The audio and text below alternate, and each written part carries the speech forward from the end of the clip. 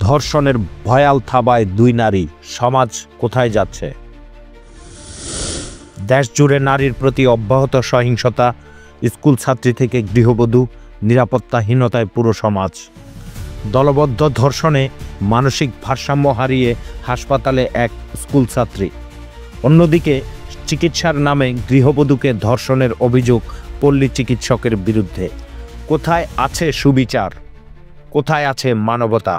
মানিকগঞ্জ শিবালয়, 10ম শ্রেণীর এক শিক্ষার্থী, মাত্র 18 বছর বয়স, এক সপ্তাহ আগে আটকে রেখে একাধিকবার ধর্ষণের শিকার।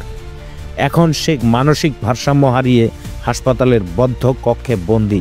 তার অসহায় মা বোন চোখের জলে বিচার চাইছেন অপরাধীদের সর্বোচ্চ শাস্তি, ফাঁসি। মামলার নথি বলছে, হৃদয় নামের এক যুবক দীর্ঘদিন ধরে মেয়েটিকে উত্ত্যক্ত করছিল।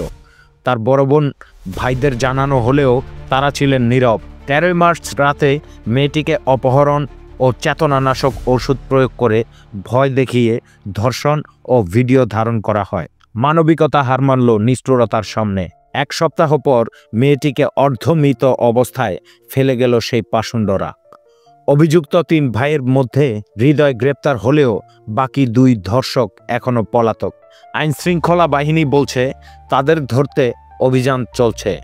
অপরদিকে টাঙ্গাইলের সখীপুরে এক গৃহবধূ চিকিৎসার জন্য গেলেন স্থানীয় এক পল্লী চিকিৎসকের কাছে, কিন্তু চিকিৎসার আড়ালে ছিল পাশবিকতা।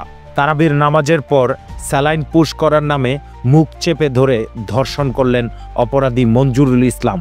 মহিলা বলেছেন, আমি ন্যায় বিচার চাই। এই সমাজে কি নারীরা নিরাপদ? স্কুলের ছাত্রী হোক বা গৃহবধূ, নারী নির্যাতনের খবর আমাদের চারপাশে বাড়ছে, কিন্তু শান্তি কি নিশ্চিত হচ্ছে? অপরাধীরা পার পেয়ে যাবে?